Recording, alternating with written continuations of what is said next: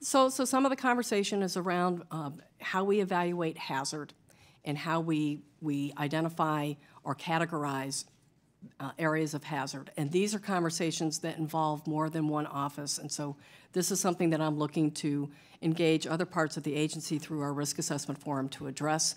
Whether that holds up this document or not, I think that's something that we still have to determine. So my hope is that we complete this soon, but this is a process that we're continuing. I've raised with the administrator, and hopefully we'll have a path forward on how to address. Well, I mean, in my world, I'm a real estate developer. I look on the handbook as a blueprint to go by on projects. If you don't have the handbook, you really can't move forward. And the excuses I've heard, am I right? It has been completed in 8 years. What hasn't completed? The handbook. So I don't know when the handbook was initiated. I came into this picture over this past year, but elements of the handbook are being captured in some of our systematic review protocols, and those documents are moving forward. So the document we just released last week on hexavalent chromium incorporates elements of that handbook. So we are utilizing that blueprint, and we're able to move forward on our assessments. The particular handbook is an internal guide for us, and just completion of that is something that we're still working through comments. But it's very important to have the handbook Absolutely. as a guide so you can adequately move forward. And we are utilizing that internally and running it through our assessments so that we keep those assessments moving. Thank you. Mr. Gomez, the GAO has reviewed the IRIS program over many years and multiple administrations. In the GAO's review of the IRIS program, has it found that the IRIS program has regularly produced timely assessments for y'all? No, sir. One of the findings is that it takes a long time, many years, to produce assessments. And so, as has been noted and discussed, you know, us and the national academies have made recommendations to improve the timeliness of those assessments. Well, with that, then do you think the IRIS program should remain high on the GAO's high-risk list? So we have it on a high-risk list because we do see that it needs improvement to produce those assessments that are needed by other EPA program offices and folks outside of EPA. So until we see demonstrated progress in the program, it's going to remain on the list, yes. Well, I would stress the importance of getting it in. In my world, we're on penalties. If we don't make something in a timely response, I can't just say to our tenants, you know, we're trying. It gives you an ending and a beginning date. 8 years, to me, is out of the question. Thank y'all so much. Thank you. I now recognize Chairwoman Fletcher for 5 minutes. Thank you, Madam Chairwoman. Thank you to the witnesses this morning. Your testimony has been helpful. My first question is directed at Dr. Orme-Zavaleta. According to the EPA, the role of the Office of Science Advisor, or OSA, is to provide leadership on science and technology issues and policy to facilitate the integration of the highest quality science into the agency's policies and decisions.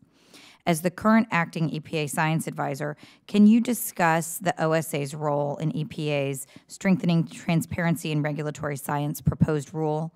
Was the OSA consulted during the drafting of this proposed rule before it was submitted to the Federal Register? So the answer to that is no. The STPC was given a briefing once the proposal was out and has been aware of the next steps. The agency received a number of comments. We're still going through and synthesizing those comments, and then we'll determine on our next steps forward. Okay. And on a related note, the EPA ostensibly bases its environmental and public health protection regulations on robust science. How often do you engage with regulatory program offices within the agency and provide scientific input on new regulatory actions? For example, how often are you consulted on the agency's deregulatory actions? So in the regulatory process, the agency establishes an ADP work group, which is I don't remember the specific acronym, but it engages representatives across the agency, and it's overseen by the lead office with a particular regulatory action. So our office and our staff are engaged when they have these work groups formed and working through the different regulatory efforts. How often do you meet with Administrator Wheeler to provide scientific input into decision-making at the highest levels of the EPA? So I have a regular monthly meeting with the administrator. I also see him weekly where he meets with the senior leadership across the agency. And then if there are specific rulemaking activities or issues to be addressed, and there will be a meeting convened for briefing, and either I or my staff will be involved in those discussions. And how often did you or your predecessor meet with Administrator Pruitt for the same purpose? So less.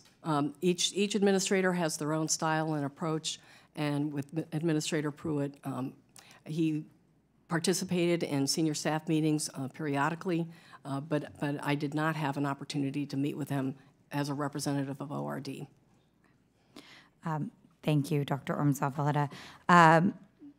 One other question relating to the GAO report is the GAO found that by October of 2018, that more than 90% of IRIS staff were spending up to half their time supporting risk evaluation under TSCA. Is that correct? Okay, so That is correct, yes. okay. So Dr. Orme-Zavaleta, since Congress has clearly expressed its intent that the IRIS program remain within ORD, how can EPA justify diverting staff hired for the sake of implementing IRIS to other program offices within the agency? So just to be clear, the staff remained in ORD. And within the agency, ORD is a partner with a number of our program offices working through different scientific issues, whether it's helping with implementation of TSCA or working with the Office of Water on some of their science issues, or OLEM or others.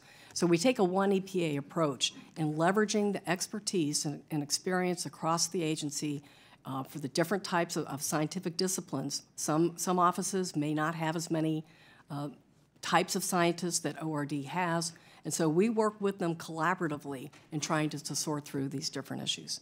Okay. And I want to follow up on one other question that one of my colleagues asked about the publication of the IRIS handbook. I know that we've already discussed it a little bit, but can you give us any insight into what has caused the delays in its publication? So again, we submitted the handbook for agency review towards the end of last summer. We had comments come in through the course of the fall, some as late as December, and then with the shutdown, that set us behind. So we are doing catch-up, and we are working through some of the issues that have been raised. Okay, thank you. I yield back the remainder of my time.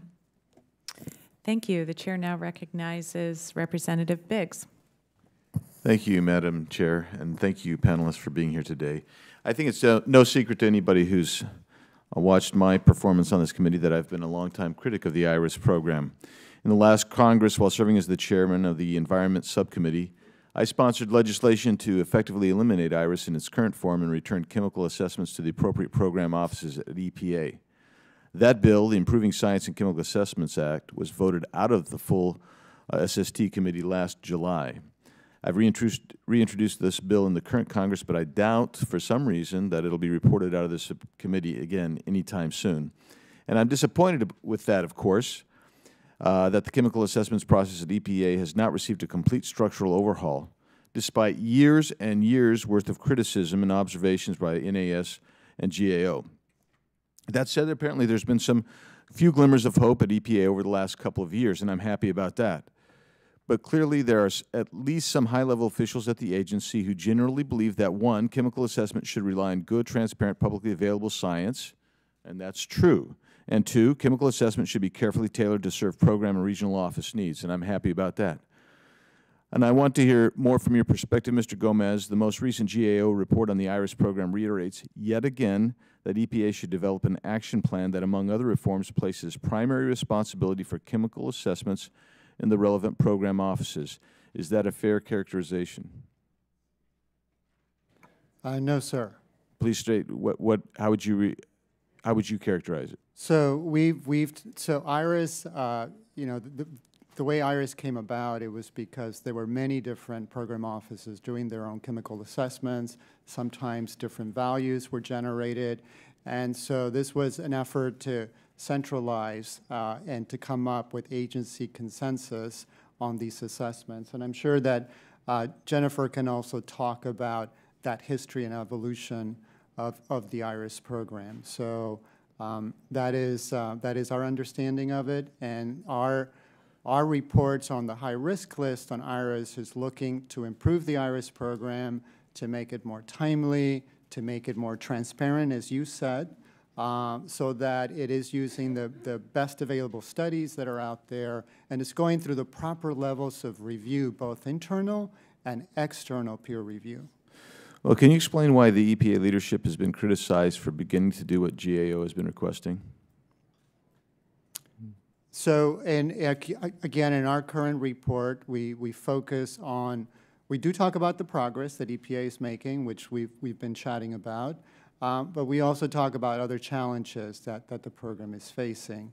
And so we were drawing attention to the delays in issuing the assessments. As we've said, these assessments take a long time, sometimes years to do. So that's what we've been focusing on. And there is a lot of progress, and we do note that in the ratings that we do for the IRIS program, but yet there's still challenges ahead.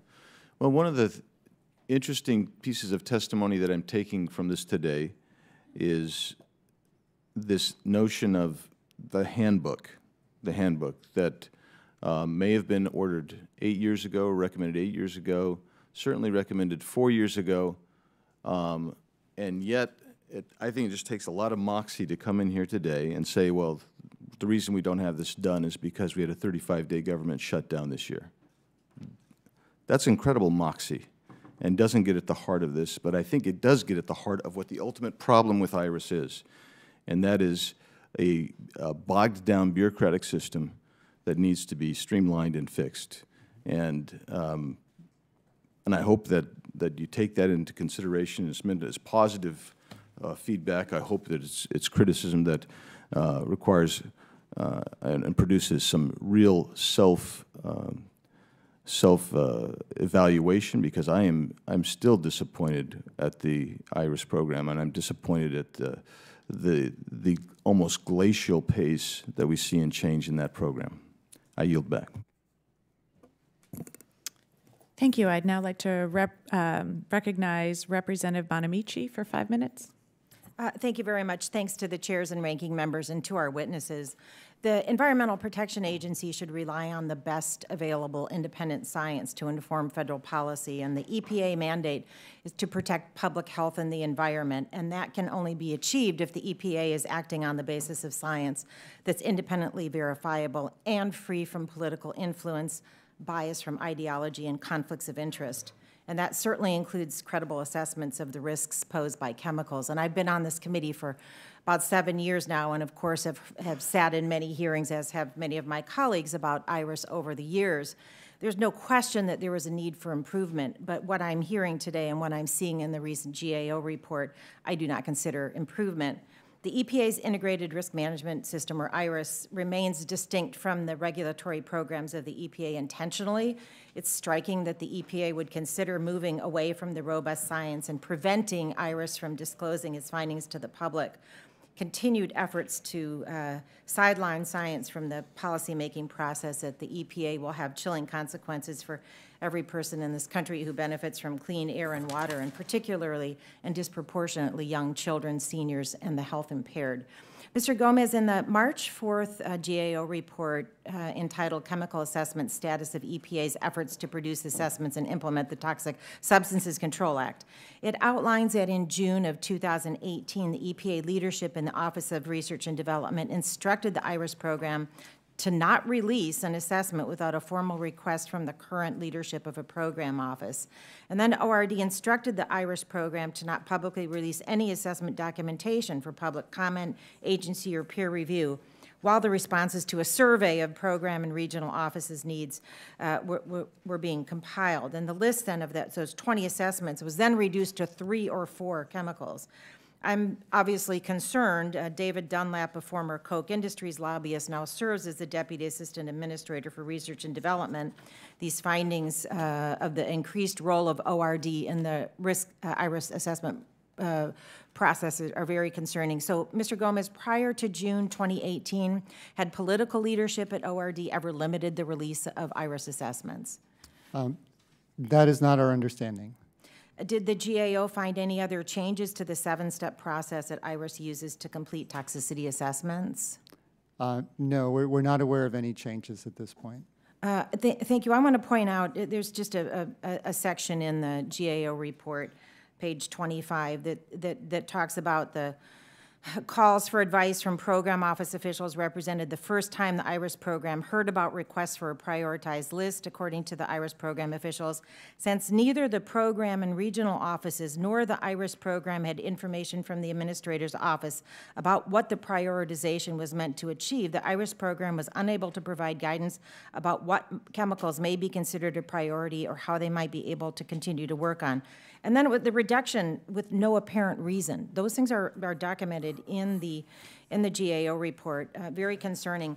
Dr. Orme-Zavaleta, it's my understanding that you oversaw the August 2018 survey of program and regional office needs for 20 assessments. Did you and any other career staff at ORD and IRIS have any role during that second round of survey in October? So once we received some initial responses from the programs in response to the August memo, there was a conversation the administrator had with his leadership where there was conversation about further prioritizing. There was concern that the number of responses that came back, which was around 50 or so chemical requests, was too large. And what was the basis? Was that explained? What does too large mean? I wasn't involved in those discussions, so I can't say. Did you ever see the findings from the first survey, and are they publicly available? So I did receive memos from the response of the survey from each of the program offices that responded. So yes, I have those, and I believe GAO received those from some of the. And this second survey, from what I can tell from the GAO report, was fairly informal, maybe even verbally sent.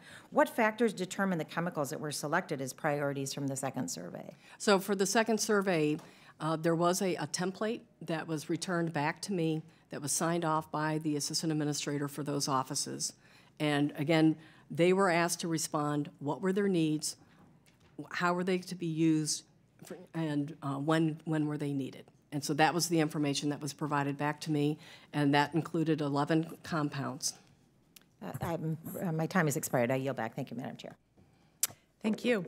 And now the chair yields 5 minutes to Dr. Marshall.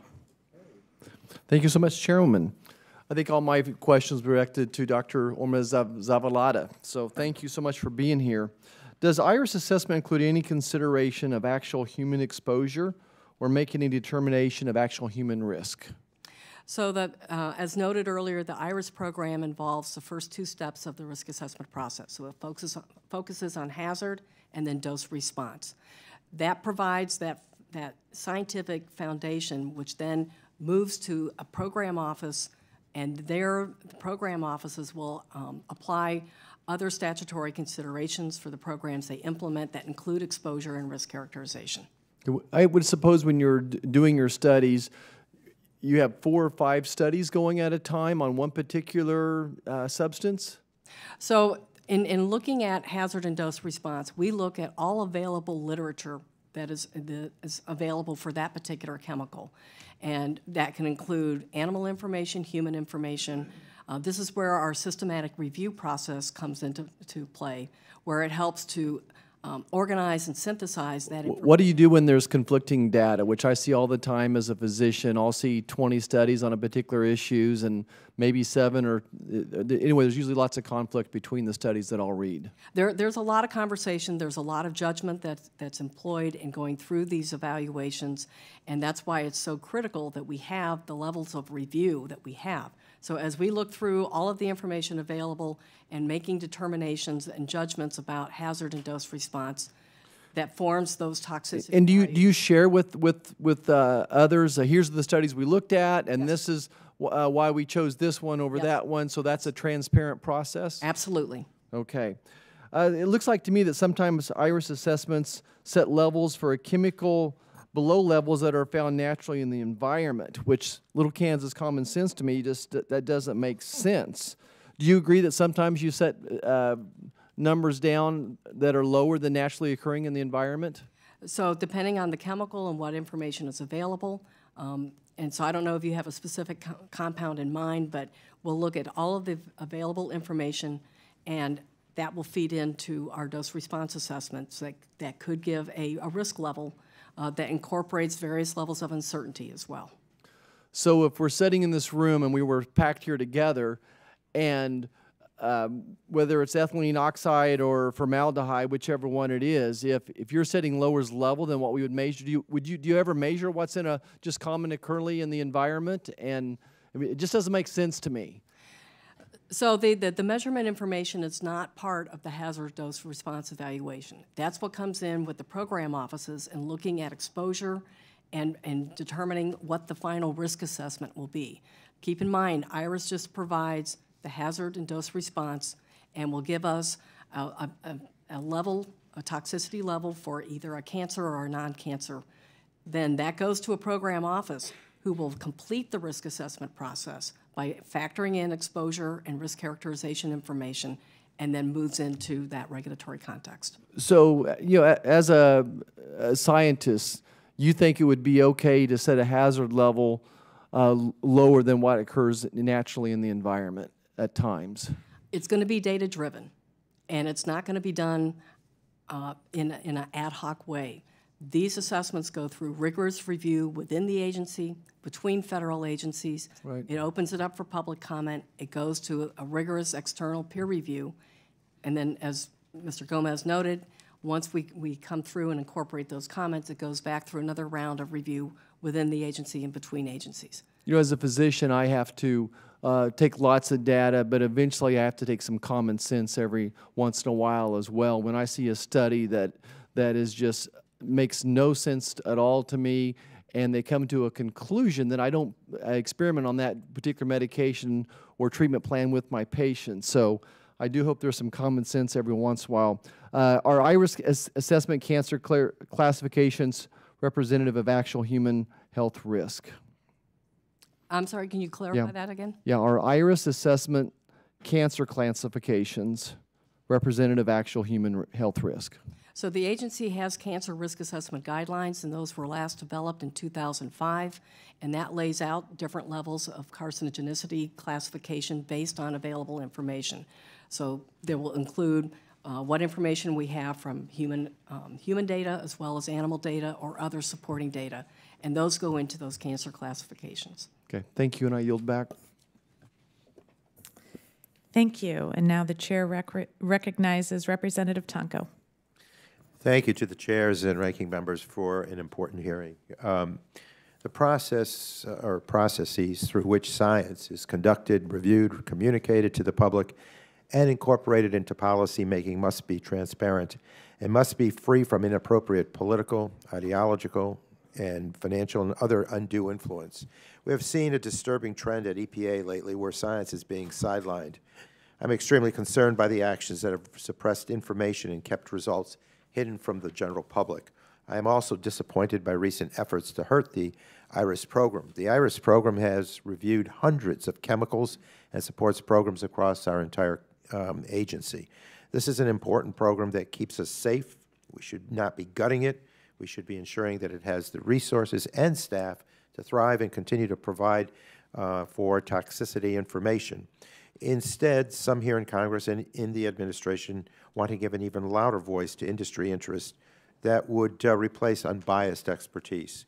This would hurt public health and is a dangerous endeavor. EPA's priority must be to protect public health and our environment.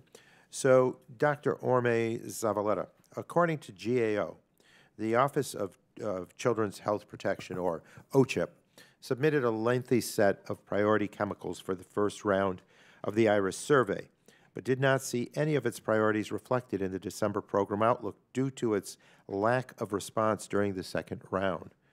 OCHIP is a critical EPA office that focuses on the unique vulnerabilities facing children from environmental dangers. Our children's health should always be a priority, top priority for EPA. So my question is, was OCHIP asked to participate in the second round of the IRIS survey along with the other program offices? They did receive that information to participate in the second round, and in fact did submit their priorities, but it came in the day after I release the December memo of the decisions. You know, that said, as we noted in our process, an office can identify or nominate a new assessment need at any time, and we'll have another formal round of requests coming later this summer.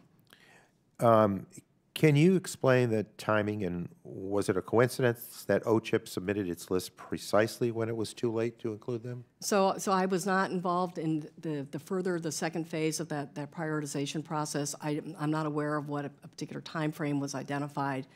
Again, I was informed of, here was the list, and then I released memos. But there was no one shared prior history with you about the... I was not involved in those conversations. What chemicals did OCHIP include on its second round priority list of 3 to 4 chemicals, and was formaldehyde one of those chemicals? I believe formaldehyde was one of those chemicals, but we can get back with you. I don't recall the full list.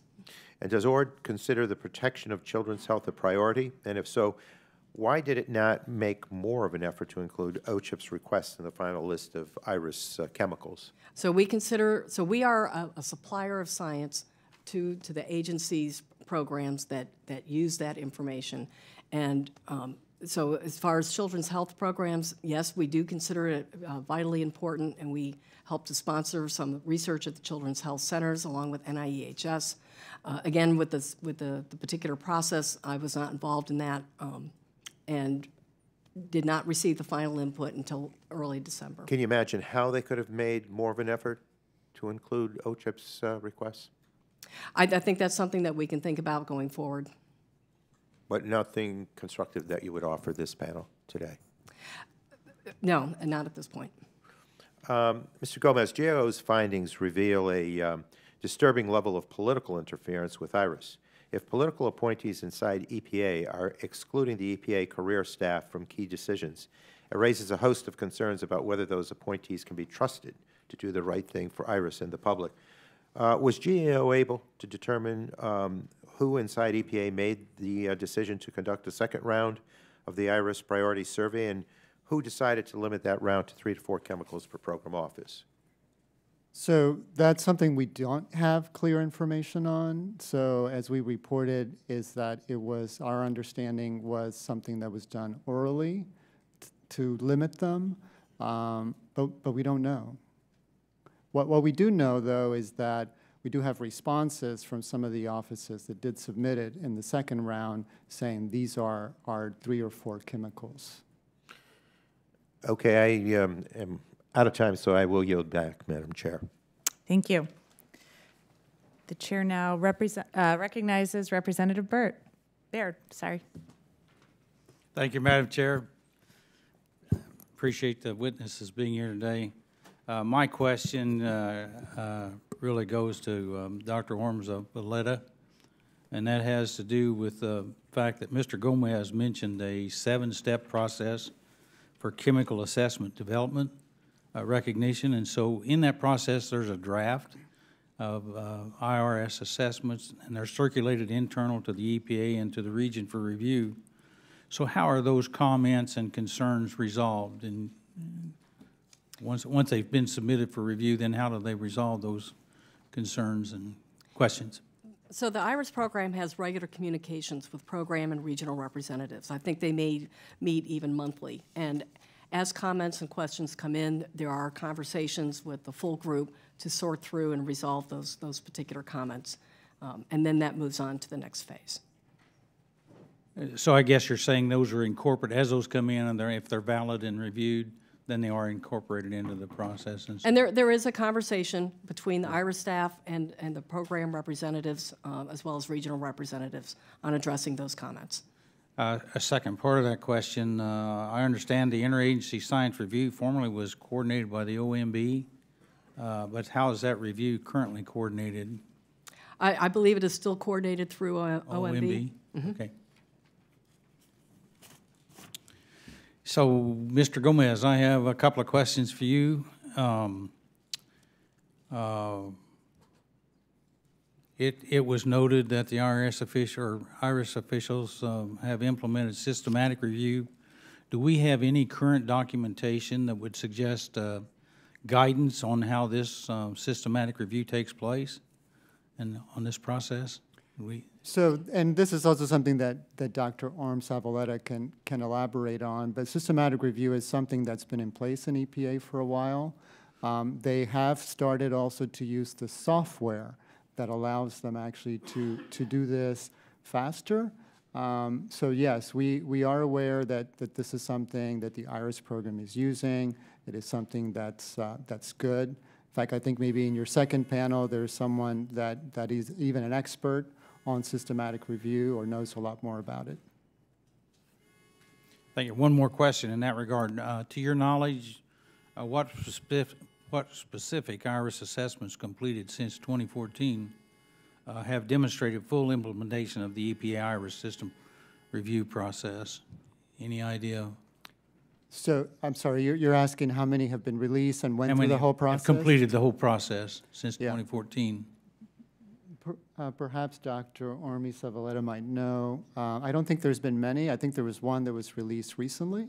So RDX was released recently, and we've also been developing a toxicity value for one of the perfluorinated compounds, PFBS. It's currently in addressing public comment, and we hope to have that released by the end of this year. Thank you. I yield back my time. Thank you, Mr. Baird. The chair now recognizes Representative McAdams. Thank you, Madam Chair. I have a question for Dr. Orme-Zavaleta. Press reports and Senate testimony from then EPA Administrator Scott Pruitt indicate that the IRIS formaldehyde assessment has been ready for public release since 2017, since the end of 2017, and that the assessment establishes a link between formaldehyde exposure and leukemia. Formaldehyde did not appear on the December 2018 list of IRIS priority chemicals, and the GAO report indicated that its future is unknown. So my question is, what is the status of the formaldehyde assessment, and when can we expect it to be released for public comment?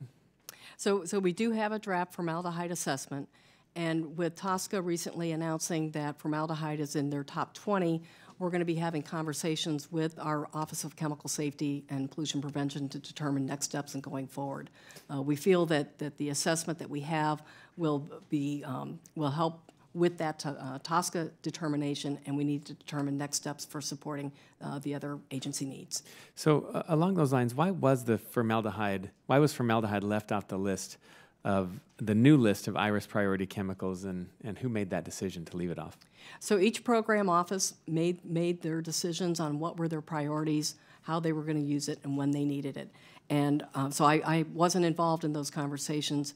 Again, the programs help provide the priorities, and then our responsibility is implementing those priorities and providing the best science available. So who would have made the decision to not include formaldehyde on that list? So that was through the program offices, and the requests that I received were signed off at the assistant administrator level. So, and just last week, EPA announced that it would designate formaldehyde a high priority chemical under the Toxic Substance Control Act.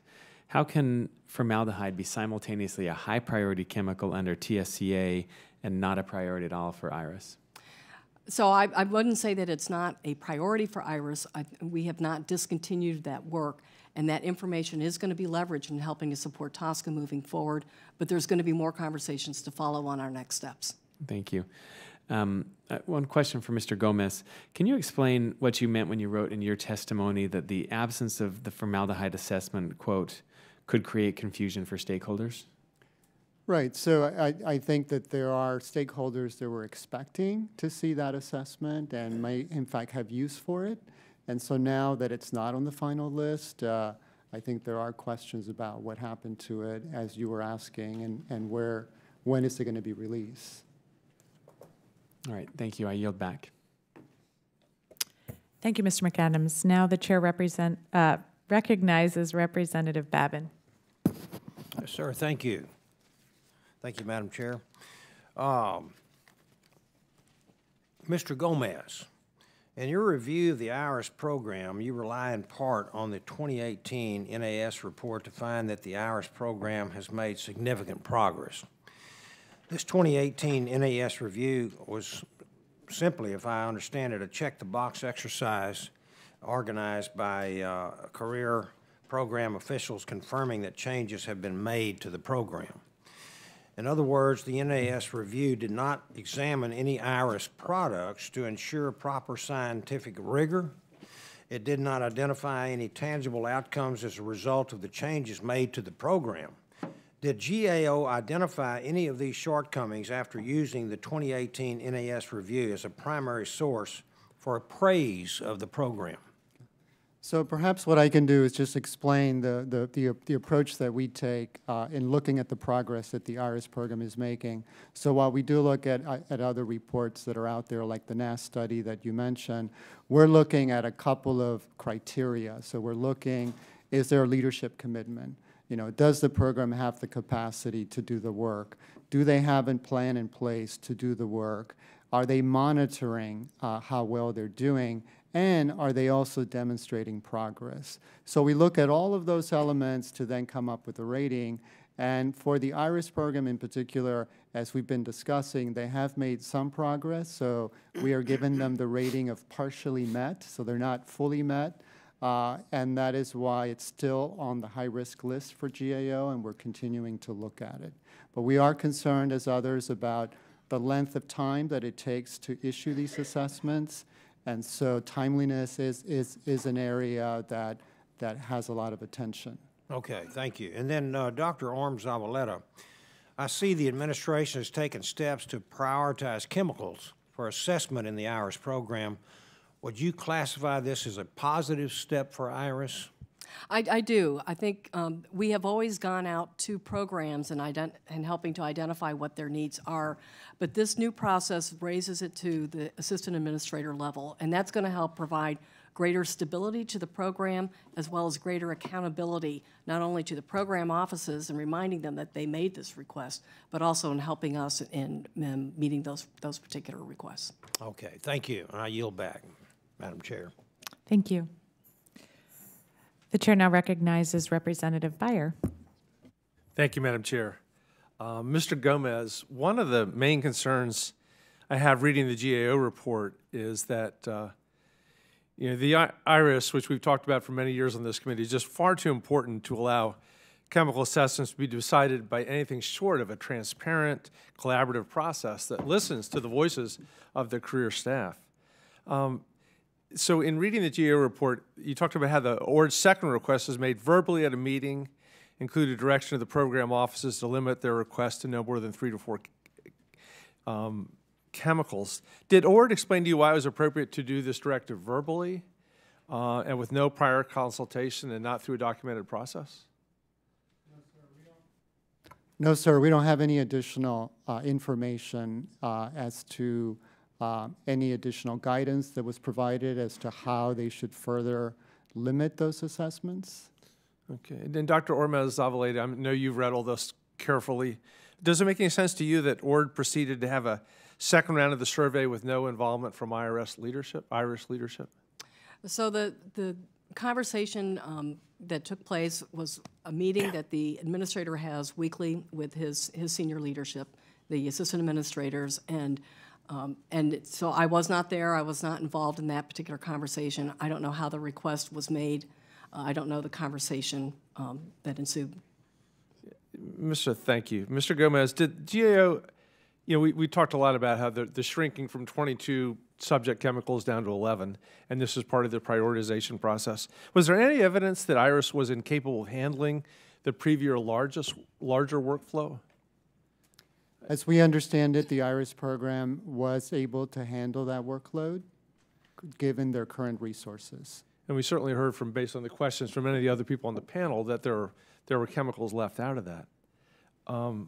Dr. Orme-Zavaleta, again, this wasn't your decision-making, but when did ORD decide to reduce the number of priority chemicals by so much? And one of the criticisms, again, that shows up in the GAO report was there's no information from the EPA Administrator's Office about what the prioritization was meant to achieve. So again, I wasn't involved in that conversation. I don't know that it was requested by the ORD representative or by the administrator. The suspicious part of me wonders if the prioritization wasn't simply used as a way to eliminate chemicals that are controversial within industry and focus on ones that are easy, low-hanging fruit. For example, formaldehyde, which raises the prospect that this is not science driving it, but rather the politics and money. So again, I wasn't there, but if you'd like further information, then we can go back to staff and respond back. Okay, great. Thank you very much. Madam Chair, I yield back. Thank you. The chair now recognizes Dr. Foster. Thank you. I appreciate it, and I appreciate the being allowed to serve on this in this hearing, although I don't actually serve on the committee. I'd like to bring up the issue of ethylene oxide. Willowbrook, Illinois, in my district, is home to a sterilization facility that's used ethylene oxide for decades to sterilize medical equipment. And this community has unfortunately become an example of the important role that the EPA plays in defending public health and what can happen when these systems don't do as well as they should. In the case of ethylene oxide, there was roughly a 15-year gap between the publication of scientific papers that indicated ethylene oxide was a far more powerful carcinogen than had previously been assumed, and the corrective actions and eventual shutdown of that facility in my district that was venting apparently unsafe amounts of ethylene oxide into nearby neighborhoods. And to that end, I request unanimous consent to insert into the record the executive summary of the EPA's evaluation of the inhalation carcinogenicity of ethylene oxide into the record. Without objection. Thank you. And so, Dr. Orme-Zavaleta. Jennifer. Jennifer. You know, what would the reasons have been for a 15-year delay in the scientific findings and the actual actions? You know, are these things limited by just a shortage of manpower? You've got tens of thousands of chemicals and you have to prioritize your effort and you just don't have enough people on this? Or is this a situation where there's a lot of pressure from industry that's delaying, causing a 15-year delay of this kind? Yeah, so I'm not exactly clear on your thinking of the time frame. IRIS provided an assessment for ethylene oxide in 2016. Correct, and all the references in that were scientific papers dating from the late 90s, early 2000s.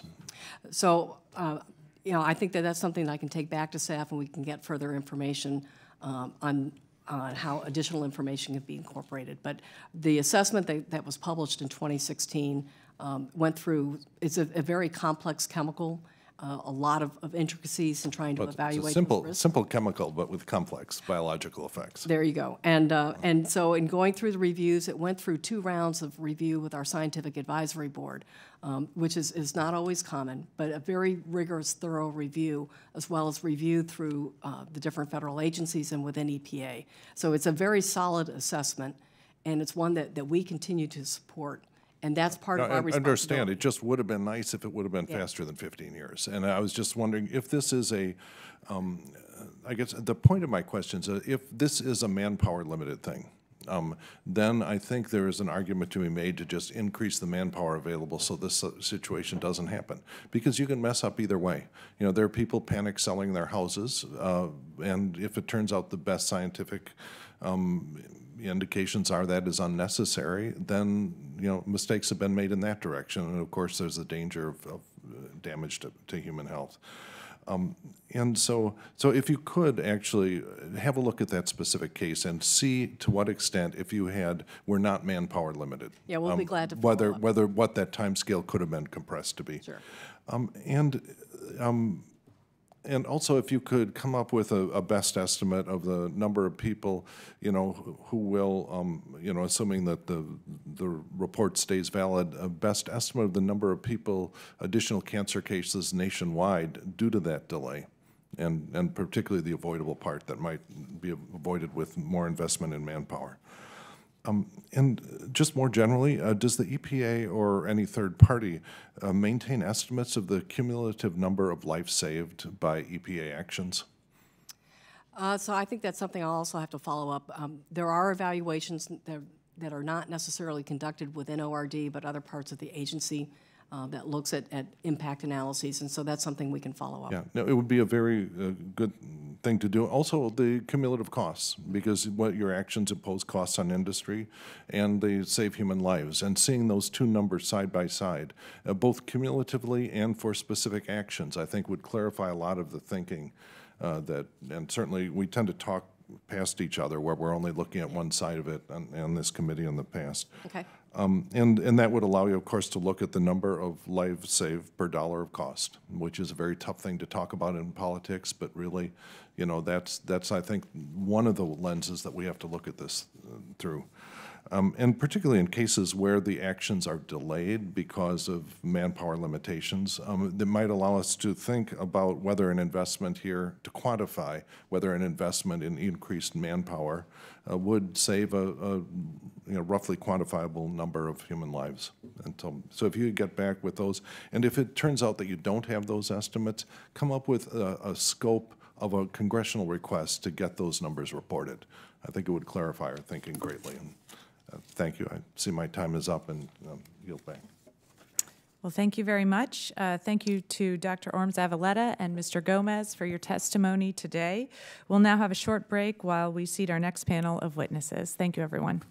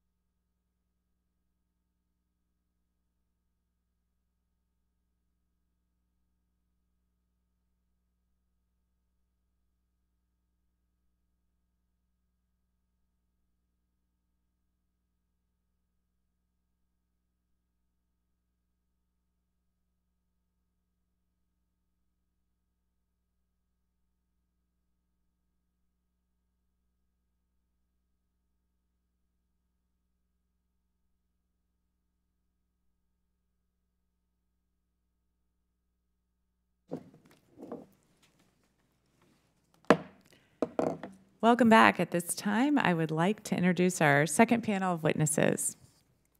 Dr. Bernard D. Goldstein is a professor emeritus and dean emeritus at the University of Pittsburgh Graduate School of Public Health. Dr. Ivan Rusyn, a professor with the Department of Veterinary Integrative Biosciences at Texas A&M University and the chair for the Interdisciplinary Faculty of Toxicology. He also serves as the director of the Texas A&M Superfund Research Center. Dr. Julie E. Goodman is a principal at Gradient, an environmental and risk sciences consulting firm with a focus on workplace and environmental chemicals. And our final witness, Ms. Wilma Subra. Ms. Subra is the founder and president of Subra Company, Inc., an environmental consulting firm in New Iberia, Louisiana. She also serves as a technical advisor to the Louisiana Environmental Action Network. Dr. Goldstein, you are recognized for 5 minutes. Chairwoman Sherrill, Chairwoman Fletcher, and distinguished committee members, I appreciate the opportunity to speak in front of this committee again. To keep the time, I will focus on the core principles of why IRIS was developed and its relevance to today. It's not just my age that permits me to look back this far. I was assistant administrator for research and development appointed by President Reagan, working under Administrators Ruckelshaus and Lee Thomas, as IRIS was under development. My conclusion, regrettably, is that rather than streamlining, disemboweling is really what is happening here. We are destroying the current long-term scientific basis for how EPA functions. My background is detailed in my written testimony. I want to emphasize that through the years I've worked closely with industry. In my current consultant work in toxic tort cases, I am about equally an expert defending an industry as I am an expert for the plaintiff side suing the industry, and it depends upon the facts of the case. So why was IRIS developed? In 1983, soon after the NAS Red Book was released, I became EPA's Assistant Administrator for Research and Development. First, what was generally not known now, but EPA was already doing risk assessments. The problem was that the silo structure that characterized EPA then and now made risk assessments a shambles. This will occur again if assessments are removed from EPA science offices to program offices. Different default assumptions were a key issue. Administrator Ruckelshaus recognized that for risk assessment to be useful, it needed to be sufficiently standardized and transparent so that, in his words, it would not be like beating a spy to get whatever answer you wanted. External transparent peer review was recognized as being crucial. And yet another reason for centralized ORD-led approaches, which I haven't heard discussed, is the obvious budgetary consequences because risk assumed a major role in assigning agency priorities. The program offices might want to increase the risk for air as opposed to water, or water as opposed to air, if in fact they were the ones allowed to have a say on what the basic approaches were. Subsequently, other important roles for IRIS have been recognized. The local purposes, which I was glad to hear both chairwomen describe. I recently had a paper, a document from the Allegheny County Health Department responding to a concern of local community, gentrifying community, about some old industries there. It relied heavily on the IRIS process. It relied heavily on IRIS numbers, which were duplicated in its document. There's also a need to be responsive to national concerns that, in a sense, help us with world trade issues. We have something that's recognized worldwide in IRIS. If we politicize it, we will no longer be able to look back and expect other countries to use it because it will be seen as a politicized effort rather than the science that it now is. And we need a centralized science, we need a centralized IRIS within ORD to decide whether and how to incorporate new science. And there is much new science related to hazard, related to dose response, that has to be incorporated. As should be clear, Administrator Wheeler's decision to cut IRIS budget, withhold its assessments from peer review, and move the formaldehyde issue is a complete contradiction of these founding principles. So let me conclude by saying that I have the deepest respect for Dr. Orme-Zavaleta, and I do call her Jennifer. I think she's doing really extremely well under the circumstances.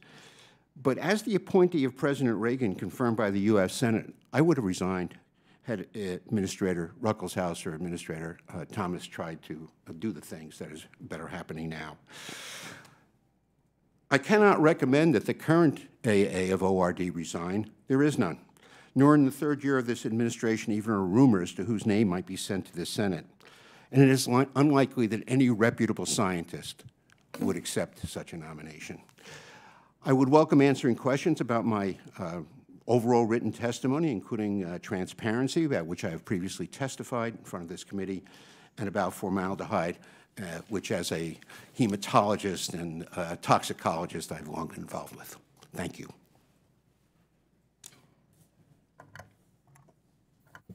Thank you very much. Dr. Ivan Rusyn, you are now recognized for 5 minutes. Thank you. Chairwoman Sherrill, Chairwoman Fletcher, distinguished members of the subcommittee, I'm honored to appear before you today for this hearing.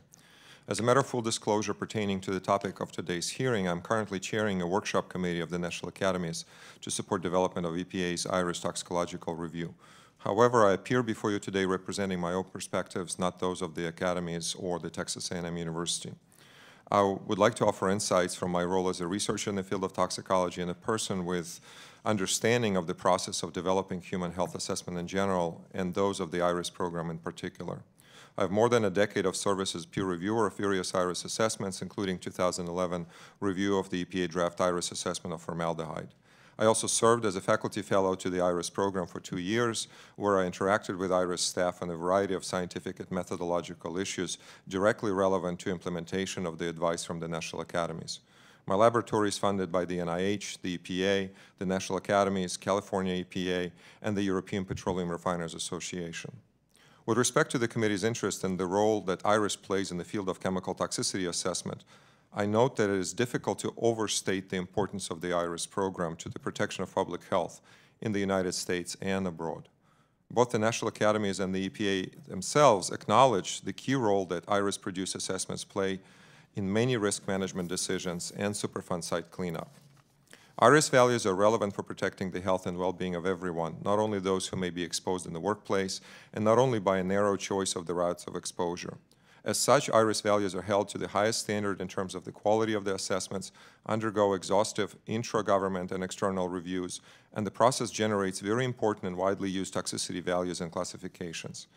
With respect to the committee's interest in the progress IRIS has made addressing recommendations from the National Academies, I note that a 2011 NRC report review of the EPA draft IRIS assessment of formaldehyde offered a roadmap for the overall changes of the process, as well as some specific guidance. And the report did recognize that this process may take time and that EPA is fully capable of implementing suggested improvements, hence no delay in releasing other assessments was recommended. 2 subsequent committees of the National Academies have weighed in on the process and progress and have commended the IRIS program for the work that they're doing. I fully agree with the conclusions of those reports. Overall, it is my opinion that substantial improvements in the IRIS process have been made in a relatively short period of time. It is clear that the IRIS program welcomed the advice it has been receiving from the National Academies and other stakeholders. The IRIS program fully embraced the concept of systematic review. Systematic review is neither easy nor it is straightforward, and the IRIS program is to be commended for their leadership in this area. Also, a number of strategic decisions were made by IRIS to develop specific guidance documents and further standardize the process. A number of software solutions have been implemented, and investments in staff training and improvements to the interactions with outside stakeholders were made. It is disconcerting to me, however, that it appears that the IRIS program lacks support from the leadership of the EPA in terms of providing it with sufficient financial resources and adequate staffing.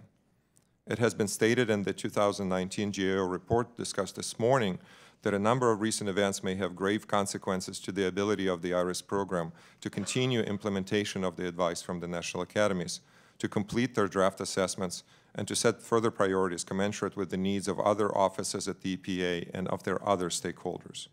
These developments are troubling, and I encourage the subcommittees to look into the GAO report's facts and conclusions and to determine whether EPA may need to support and strengthen the IRIS program as suggested by the national academies.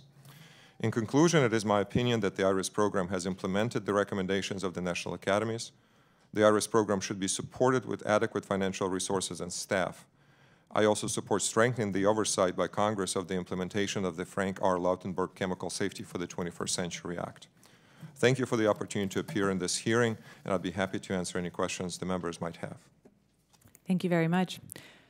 Dr. Goodman, you're now recognized for 5 minutes. Thank you very much for the opportunity to speak today. I am Dr. Julie Goodman, an epidemiologist and board-certified toxicologist at Gradient, an environmental sciences consulting firm. We assist public and private organizations in evaluating the risks of chemicals and other substances to human health and the environment. I have been developing and applying weight of evidence and systematic review methodology for over 10 years in a variety of settings, and I taught a graduate-level class on this topic at Harvard University. Much of my work has been published in the peer-reviewed literature. I am presenting testimony today as an independent scientist. While my travel costs have been paid by my company, I'm here today on my own time, and I am not being compensated for the time I spent preparing this testimony. Now, as you heard earlier, in 2011, a National Academy of Sciences, or NAS, committee provided recommendations for the IRIS program in the context of a review of formaldehyde. In response, EPA released a draft handbook for IRIS assessments in 2013, and then in 2014 and 2018, NAS reviewed and evaluated the IRIS assessment process more generally, including progress made since 2011. Both the 2011 and 2014 NAS reviews stated that the IRIS program lacked a clear conceptual framework and clear and transparent methods. Further, NAS concluded that EPA did not fully assess the weight of evidence or justify the selection of studies for the derivation of toxicity values. The 2014 NAS review also specifically called for the finalization of the draft IRIS handbook. Since that time, EPA has made substantial improvements to the IRIS process, including the development and application of systematic review methods for evidence identification, evaluation, and integration, but not all of the identified issues have been resolved.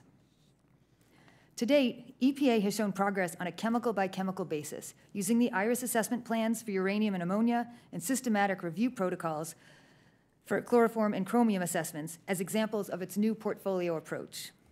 EPA announced it will move forward with a revised handbook, which will be put through peer review and public comment processes this year. This is undoubtedly needed and a critically important step forward, and EPA is to be commended for these actions. I note that while it is true that a one-size-fits-all protocol for all chemicals is not feasible, and details of the individual chemical assessments will vary based on the specific research questions identified and on the available data, all IRIS assessments will benefit from a clearly written framework that serves as a standard operating procedure, or SOP, for agency systematic reviews. The SOP can be expanded to include chemical-specific tailoring as needed to each phase of specific chemical reviews. An iterative approach can be used to incorporate new issues and knowledge into the SOP as it becomes available. To follow through on its intention to use systematic review and weight of evidence methodology for hazard identification, EPA needs to complete an individual assessment using the new process. My experience with developing these types of approaches has shown that it is important to apply a framework in a chemical-specific setting to determine where its strengths lie and where it falls short and should be revised. IRIS assessments both identify hazards associated with chemicals and characterize these hazards by generating toxicity values. With regard to the latter, EPA is always limited to studies with sufficient data for dose-response analysis, so the handbook should describe what will be done if these studies are not reflective of the science as a whole. In addition to studies that identify toxic effects, part of the hazard identification process is to consider studies that inform the mechanism of toxicity. EPA should indicate how it will consider this mechanistic evidence when deriving toxicity values. For example, if mechanistic studies clearly show a threshold effect, then it should be incorporated into the dose-response analysis, and linear low-dose extrapolation should not be applied. Now, there's no doubt that conducting systematic reviews takes more time and resources than non-systematic reviews. However, a completed handbook that can and should be revised to reflect the best available science will go a long way towards expediting assessments and increasing transparency and consistency across assessments. More importantly, with an established standard procedure in place, EPA staff will have better guidance to conduct IRIS assessments in a systematic and unbiased manner. This will allow stakeholders and members of the public to better understand the process and provide input, and ultimately will increase their confidence in EPA's assessments. In conclusion, to address the NAS recommendations for the IRIS program dating back to 2011, EPA needs to complete a general guidance framework for IRIS assessments in a revised handbook. EPA also needs to complete assessments that both apply this guidance and demonstrate that dose response analyses and toxicity value derivations will be informed by the overall weight of evidence and biological mechanisms. Thank you very much. Thank you. Ms. Subra, I now recognize you for 5 minutes. Thank you, Madam Chair, women, and distinguished members of the subcommittee for the opportunity to testify here today. I have provided technical assistance to community groups throughout the United States and in some foreign countries dealing with environmental and human health issues for more than 52 years. From the beginning of the publication available through IRIS assessment program, the information provided by IRIS has been extremely valuable in identifying health hazards of chemicals and evaluating exposure situations in the impacted communities. The toxicological information provides a complete evaluation of each chronic pathway of exposure and resulting risks. This information is critical in providing community members accurate and focused exposure and risk information per chemical. No matter what the situation, impacted community members are never exposed to just a single chemical. Focused on only one chemical or contaminant results in the underestimation of exposure, risk, and associated health. Community members' risk has to be included in all chemicals, all pathways of exposure, and all concentrations in all media in order to adequately identify the risk and develop pathways moving forward. When we look at the impacts of formaldehyde, formaldehyde is a precursor to many other chemical compounds produced by industrial facilities. In Louisiana, we have 31 major industrial facilities with more than 13 million pounds of formaldehyde being released into the environment each year. In Texas, we have 77 major industrial facilities releasing more than 819,000 pounds of formaldehyde into the environment each year. In the United States, we have 727 major industrial facilities releasing 19 million pounds into the environment. So an example of some of the communities that have been impacted by formaldehyde, the work I've done. In Natchitoches, Louisiana, there's a plywood mill. The citizens around the facility were very ill. We did air samples to determine that formaldehyde was the major toxic component.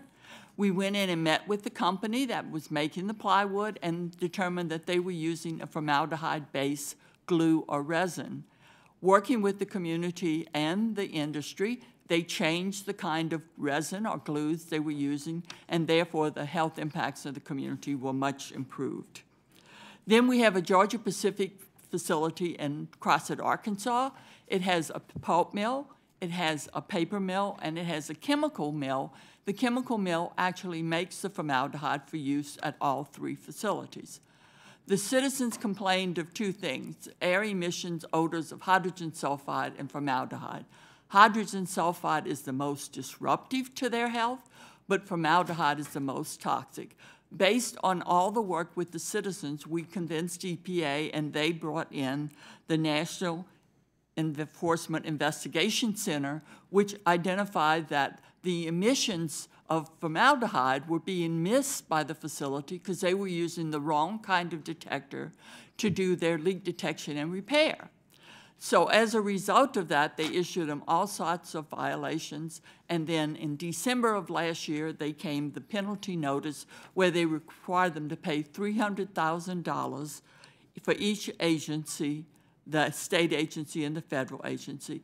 They require them to do $1 million in restitution and $1 million in over 3 years for supplemental environmental projects. These will all reduce the emissions of the toxic chemicals, primarily formaldehyde. Then we have a non-help group that does housing for disadvantaged people. They were looking at changing to a contractor that built the houses and would put it on their lots.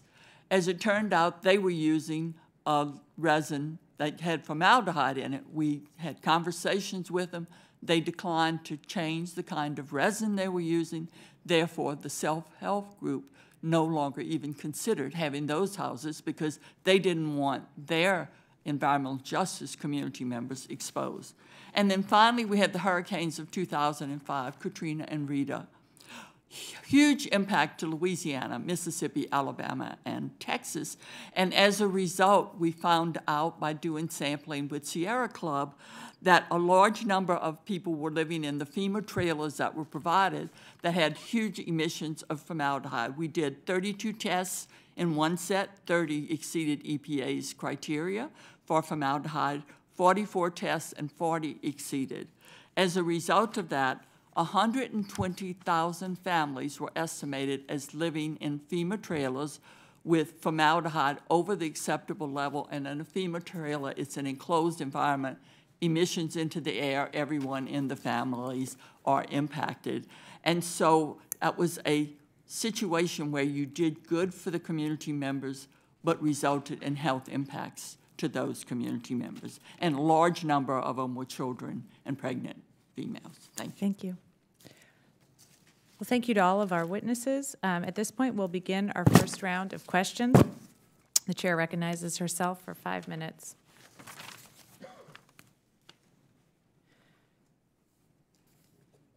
So, Dr. Goldstein, in your testimony, you spoke about the state of EPA chemical assessments prior to the establishment of IRIS.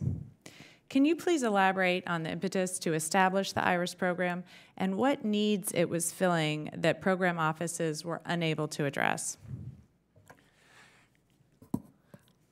Yes, the IRIS, to me, was always a sort of a smooth, just continuation of the description of what I gave under Administrators Ruckelshaus and Thomas. How to name it was lots of debate. I remember one of the original ideas was the Coordinated Risk Assessment Program, but the acronym served to be of no value.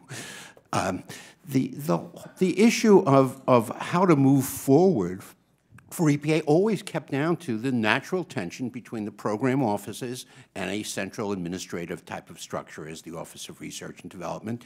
And through the years, that has just progressed. So it was just a building on to the issue of we need a centralized approach. The administrator has to understand what the relative what risk means to priorities and prioritize among the various problems that the administrator was facing in responding to Congress. Congress needed to know which were the riskier problems that EPA was dealing with, and it should come from a central organizational structure with lots of external reviews. Thank you very much. And from our previous panel, we learned that EPA's Office of Children's Health Protection, or OCHIP, believes formaldehyde is one of the top 3 or 4 IRIS priority chemicals for its office. That means formaldehyde is one of the major chemical dangers facing children today. Unfortunately, OCHIP did not submit its priorities until it was too late in the process for them to be included. But Dr. Rusyn, can you describe some of the documented health impacts of formaldehyde, particularly for children, and why are children especially vulnerable to formaldehyde exposure? Thank you. I speak on my recollection from the information contained in the draft IRIS formaldehyde assessment that the committee that I served on reviewed in 2010 and 2011. I did not work on formaldehyde, so I'm not an expert by any stretch of imagination. But the draft assessment included evaluation of the literature and derivation of toxicity values for inhalational exposure, which was of greatest concern. And concerns that already were pointed out today, especially from the particle board and FEMA trailers and others, are something that is definitely bringing this type of a route of exposure to concern, and especially because children are also exposed and are considered as the vulnerable population. This is something that the agency needed to account for in how they derive toxicity values from some of the studies in adults. So respiratory irritation and exacerbation of asthma and other types of respiratory illnesses were some of the health effects that were pointed out in that draft assessment. Thank you very much. And Dr. Rusyn, since your participation in the 2011 National Academy's review of the draft formaldehyde assessment, what progress have you observed in IRIS's ability to implement the recommendations made and to increase its productivity and transparency? So as I mentioned in my oral and written testimony, the process of IRIS evaluations is under a microscope and has been from all sides, from GAO, from Congress, from the National Academies, and from other stakeholders. The progress has been primarily focused on the process, because the criticism that the 2011 report has provided was largely on the process and the transparency of the documents. So the systematic review process, the frequent releases of information that are now part of the IRIS program's standard operating procedures, increase transparency, increase the stakeholder engagement, and actually move the field forward. But it's important to note that risk assessment is not something that is stagnant. There's a lot of new data, there's a lot of methodological work, and I think IRIS is the leader in this pushing the methodology forward. And we have a few more seconds. How are they the leader, would you say? The systematic review is something that is more established in the medical community, where systematic reviews are undertaken to create centralized guidelines for certain conditions and for their treatments. So to standardize across different physicians and make sure that they are treating their patients based on best science. How to apply this process to environmental health was really unclear. So this is something that has only begun about 5 or 6 years. So IRIS program has taken the leadership position in actually creating case studies and guidelines for this. So they're really pushing the field forward. Thank you. Thank you, everyone. And now the chair will recognize Mr. Norman for 5 minutes. Thank you, Chairwoman Cheryl. Dr. Goodman, there's been a lot of talk about systematic review and how it stands to improve the IRIS program. Can you explain the systematic review in layman's terms and describe why its implementation is critical to improving IRIS? Yeah, so the idea behind a systematic review is that there is a clearly formulated question, and based on that question, a protocol is developed for every aspect of the review, including the literature search strategy, what studies you're going to include and exclude, what information you're going to take from those studies, importantly, how you evaluate the quality of those studies, their strengths and limitations, and then how you integrate evidence from all these studies, especially when there's contradicting evidence, what you're going to do. And the reason why it's so critical is so that you truly get a sense of the whole state of the science. When a review is conducted that's not systematic, what ends up happening is critical information is ignored, and then your conclusions aren't really based on a good, solid scientific foundation. Thank you. And again, Dr. Goodman, over the years, there's been a lot of uncertainty surrounding formaldehyde and specific criticisms of the IRIS's program's handling of the formaldehyde assessment. Last week, EPA announced that it will review formaldehyde in the TSCA program, which is an actual regulatory program that can set useful guidelines for the formaldehyde use. I think this is a tremendously positive step toward making meaningful determinations as to the risk associated with formaldehyde, and I applaud the administration for taking this step. Can you, Dr. Goodman, again, can you please explain the potential downside of relying on an IRIS assessment of formaldehyde to dictate how we regulate that substance at the federal level? Well, I think as it stands, the IRIS handbook hasn't been completed yet, so there's no standard operating procedure for conducting IRIS assessments. And so even though the assessments are moving in the direction of using systematic review, systematic review hasn't been fully implemented in any review to date, including what's been done on formaldehyde to date. So in that sense, I think what's most important is that formaldehyde is reviewed in a systematic fashion. And I think the other aspect was talked about with the first panel. IRIS provides toxicity values, and these toxicity values take into account the hazard information, but they don't take the next step in saying what are our uses, how are people using it, and what are the risks for those particular uses, and that is done under TSCA. Okay. I'd like to thank each one of the witnesses for taking your time again. There's been a lot of controversy over IRIS, and we just want results, and thank you for taking the time. Chairwoman, I have no further questions. Thank you, Mr. Norman. I now recognize Ms. Bonamici for 5 minutes. Thank you so much to the chairs and ranking members. Thank you to all of our witnesses for being here. I said during the first panel, I've been on this committee for more than 7 years and have sat through many hearings about IRIS and know that without question, there was a need to improve. But the direction that I'm seeing, I do not consider improvement. Dr. Goldstein, in your testimony, you discuss the development of the IRIS program. I read you were back in the Ruckelshaus days.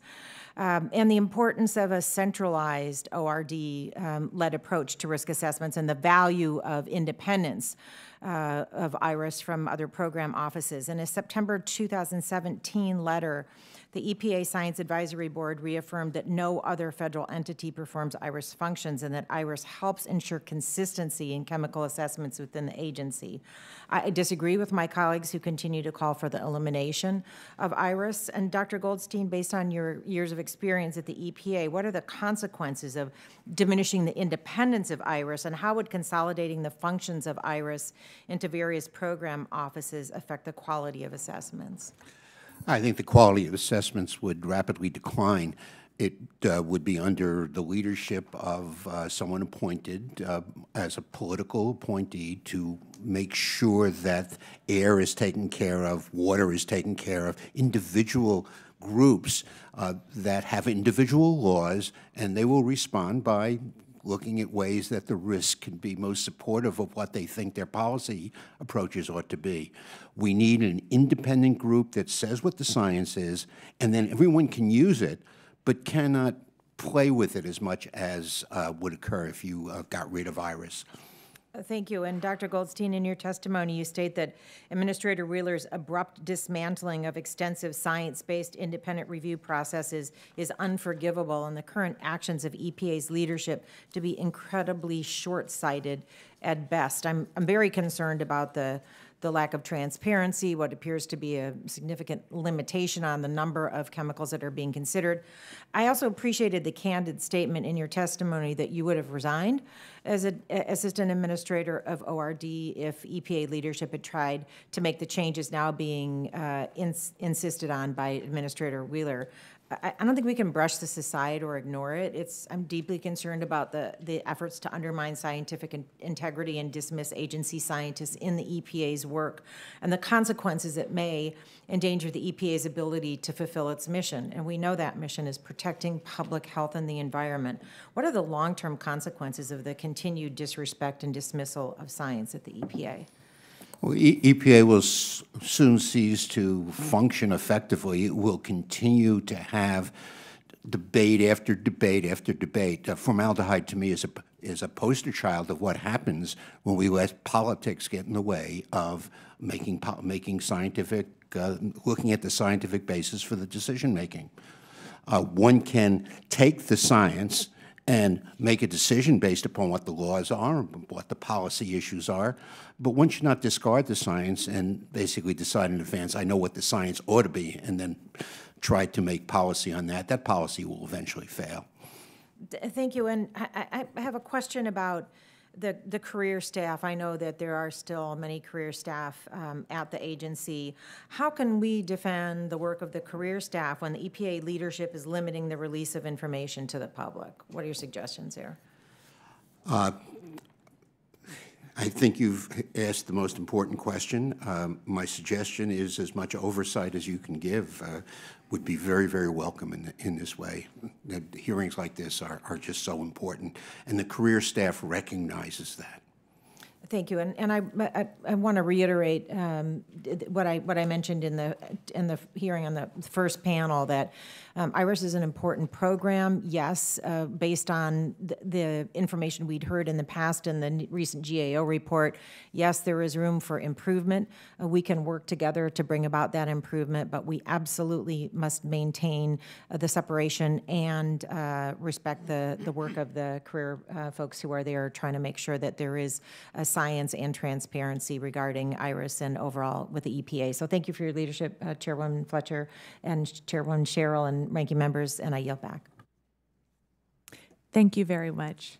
Now the chair recognizes Dr. Babin for 5 minutes. Thank you, Madam Chair. Appreciate it. And thank you, all you expert witnesses, for being here as well. Dr. Goodman, do IRIS assessments integrate all lines of evidence, including potential adverse health effects to humans? I think the goal of IRIS assessments is certainly to do that. And they do attempt to consider epidemiology, toxicology, mode of action, mechanistic evidence, but in practice, sometimes relevant evidence is missed, or in other times, the evidence is all there, but it's not evaluated in a systematic manner, meaning that not all studies are created equal. Some are more robust, they have more strengths, others have more limitations. Just as an example, sometimes in epidemiology, it's very difficult to estimate exposure, and some studies do a better job than others at coming up with good exposure measurements. So I think that that can sometimes be an issue with IRIS assessments. Okay, and then do IRIS assessments include any consideration of actual human exposures or make any determination of the actual human risk? I believe that IRIS, the goal of the IRIS assessment is really to conduct a hazard assessment, and then once that assessment is done, it can then be used to evaluate risk based on human uses of chemicals and exposures. Okay, does the TSCA program consider human exposure? Yes, it does. Okay. And also, is it true that other chemical assessment agencies like the World Health Organization recognize a safe threshold for formaldehyde exposure when they establish values for long-term exposure to formaldehyde?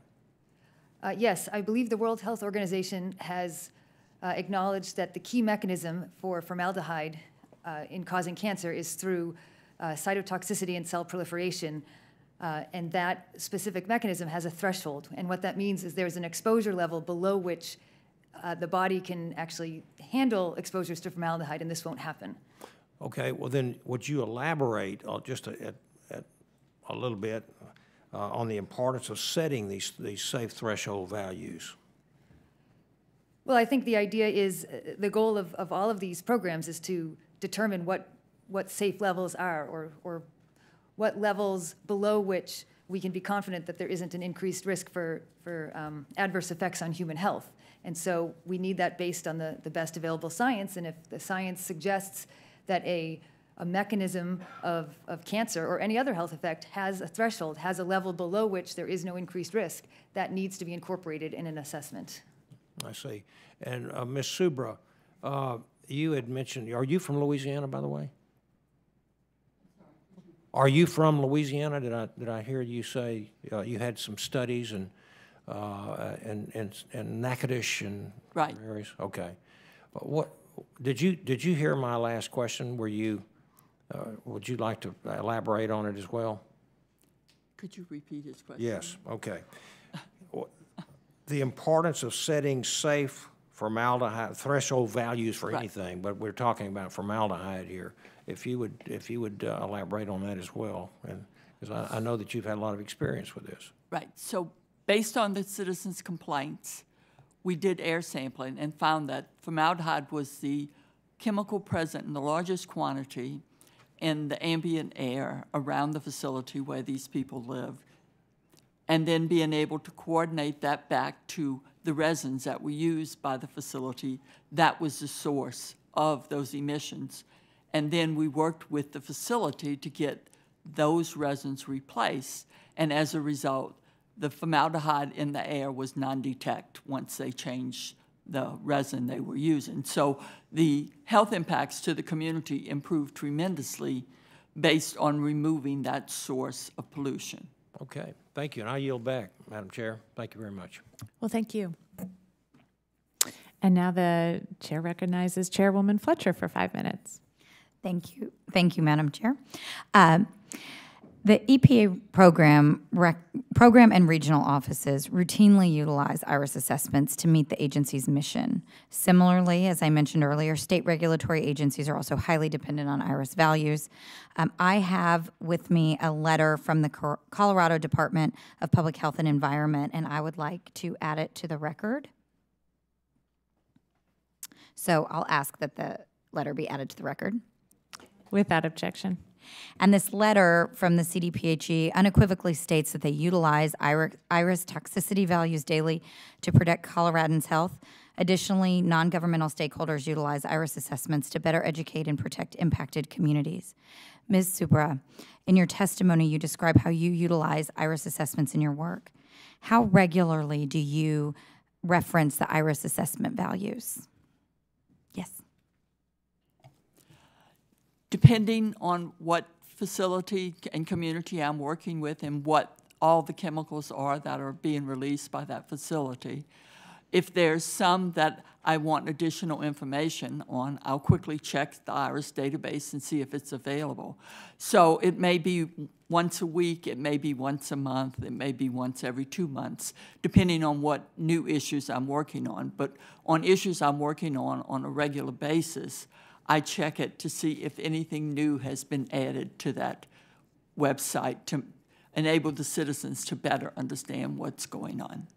And what is it specifically about the IRIS assessments that makes them a valuable resource to you as compared to other toxicity values? So early in my career, you'd have to have access to ToxNet and things like that, and only medical schools had access, and they didn't share that access. Whereas when you look at IRIS, they have all the literature available, and you can then, if you are interested in any particular one, get access to it. So it pulls together all of the available information and journal articles in one place. I don't have to go to 3, 4, 5, or 6 places. And they've done the compiling for me, so I can quickly have access to that, and saves time as I'm trying to work and educate and empower the communities. And on a related note, in connection with your work, what impacts to your work do you anticipate if the IRIS program is stifled in its ability to be able to produce timely and comprehensive assessments? So I only respond to communities that request assistance, and then I look to see what those chemicals are. One of the things we've found is when IRIS does the assessment and does come out with it, then it takes a long time to get it implemented and get the results of their assessment to reduce the exposure going on in the communities by working with the industrial facilities that are sources of that emission. And how will impacted communities be affected by a delayed IRIS process?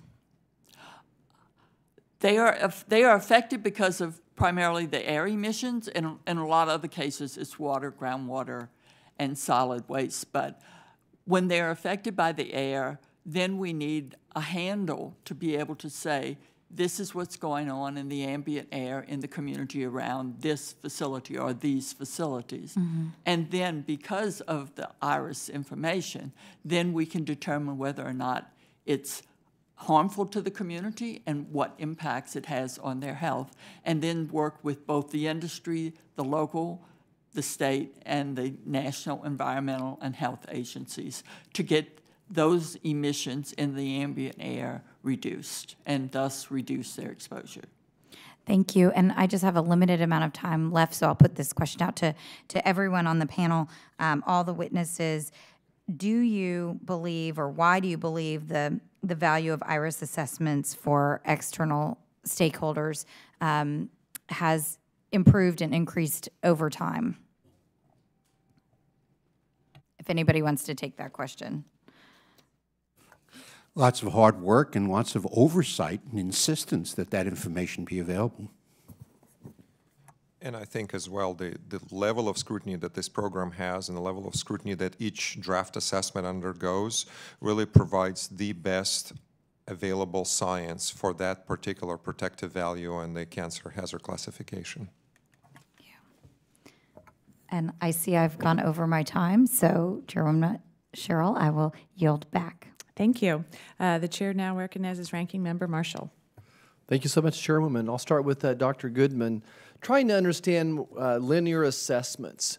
When, as a physician, we give a patient medicine, we start off the lowest dose possible, and then usually you'll hit a certain dose to finally get the response you're wanting.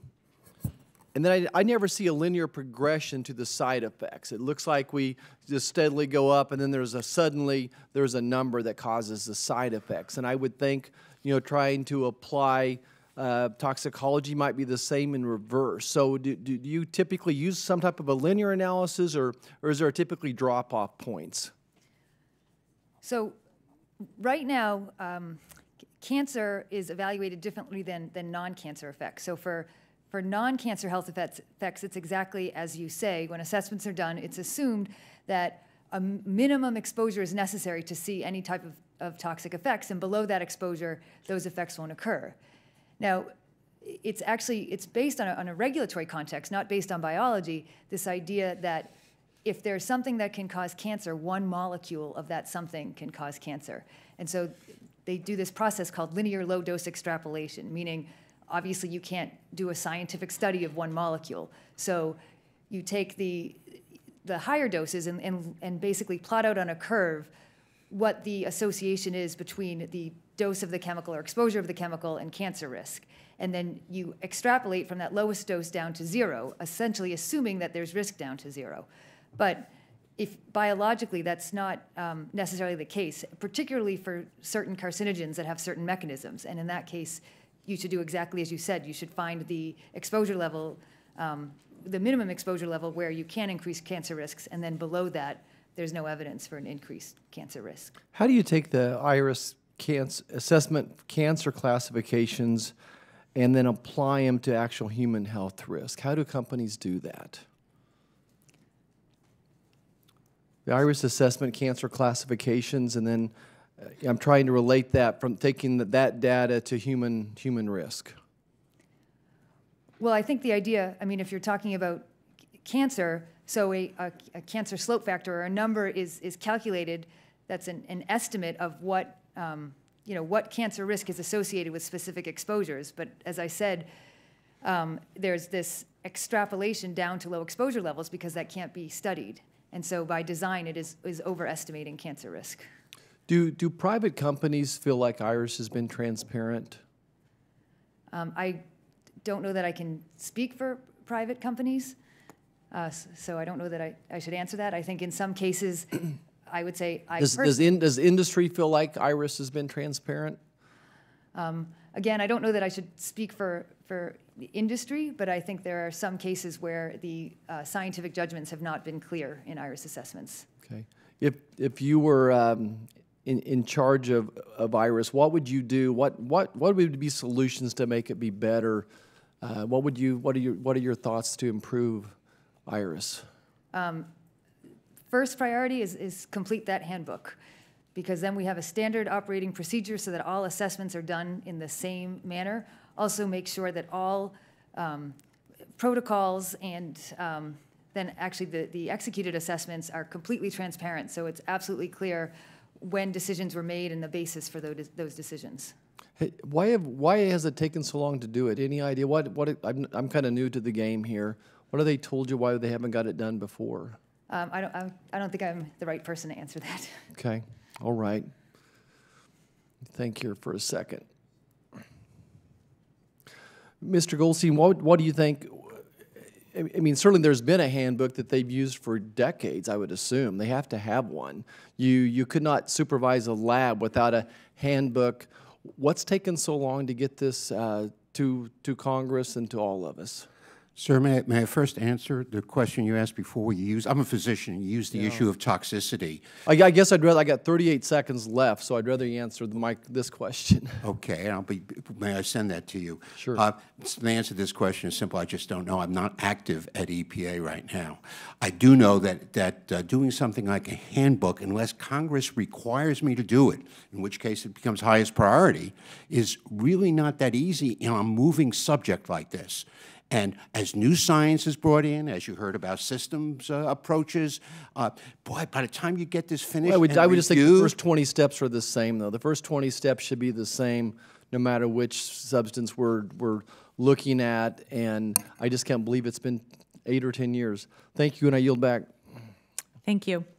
The chair now recognizes Mr. Tonko for 5 minutes. Thank you, Chairwoman Cheryl, and welcome to the panel. I firmly believe that we must ensure that inappropriate political interference in the scientific process does not get in the way of protecting our national security and public health. And Dr. Goldstein, I know that you had an earlier exchange with my colleague, Representative Bonamici, but I want to delve a little further. But before I do that, why don't you express what you wanted to express, if you can do that in a matter of seconds? Okay, the very good question asked by Dr. Marshall had to do with toxicity. You see the toxicity very quickly, though. So if you're going to change the dose of a drug and see toxicity, that's an immediate response. Cancer is 20, 30 years later. You won't see it as a physician. So it's not really pertinent to the way they do risk assessment, although it's a very good question. Okay, thank you. Now back to political influence. In your testimony, you touch upon how the current political manipulations in the IRIS program reflect the general dysfunction at the EPA over the past 2 years, particularly with the CSAC particulate matter review. You go so far as to state that, and I quote, "There is no question that today we are at the lowest point ever since the formation of the EPA," close quote. This is alarming to hear from someone who has been a close observer of the agency for decades, particularly since you came to work at the EPA following the infamously dysfunctional and frequently hostile tenure of former Administrator Ann Gorsuch. How does this administration follow the pattern of behavior exhibited by that Gorsuch EPA, and what makes this the lowest point in the agency's history? It's an easy question to answer. You mentioned the Clean Air Scientific Advisory Committee. Before becoming assistant administrator, I chaired that under Ann Gorsuch. Ann Gorsuch did not interfere with the actions of the Clean Air Scientific Advisory Committee. Administrator Wheeler is. Well, what do you believe is the goal of these attempts to undermine science at the EPA wherever possible? Policymakers like to get the science they want rather than the science that exists. I mean, it's built into the tension of how we develop our regulations and how we protect the public. So sheer manipulation. Dr. Goldstein, in your testimony, you mentioned that when you found evidence that benzene is leucemogenic using funding from the American Petroleum Institute, your funding was cut off. While you say you maintain respect for the scientific aptitude of industry, I must say this is troubling to hear. When you were working for industry, was there an understanding that your funding was dependent upon a particular outcome? They never said that they cut it off because of the outcome. They were short of money that year was the reason they gave. I think we all understood what the answer really was. But no, the issue of working with industry I think is really important. I think good scientists in academia should work with industry, but it must be done in a way that's very careful and must be understood exactly what industry wants. On the formaldehyde issue, I was asked to consult with industry right after the IARC meeting in 2010 said that it was a known leukemogen, and I told them they had to repeat the key study. They've yet to repeat it. Instead, they fund consultants to nitpick the study. And thank you. And given your experience, what is your impression of the insistence by the American Chemistry Council that the studies it funds exonerating formaldehyde are sufficient to upend or at least call into serious question the current weight of evidence regarding formaldehyde's carcinogenicity, or whatever, carcinogens? Cancer causation, sir. Yeah. These studies just indicate why this transparency idea is simply a ruse to be able to get raw data, not to be able to repeat the study, but to be able to nitpick the study. Consultants get paid for nitpicking studies, to changing blemishes into scars so that we will think there's a real problem. One of the studies is one that I responded to in print, showing that their own data, if anything, proved not proved is too strong, but certainly strengthened the initial study, not discredited it. Thank you very much. I just want to make a statement that scientific integrity is about, in my opinion, ensuring a process and atmosphere in which the science leads us to the results. Public science informs national policy on everything from pesticides to power grids. Our nation's cities and states need credible information to prepare for climate change, and our families deserve to know if unsafe chemicals are being sprayed on their food, dumped into their water supplies, or added into the products they buy.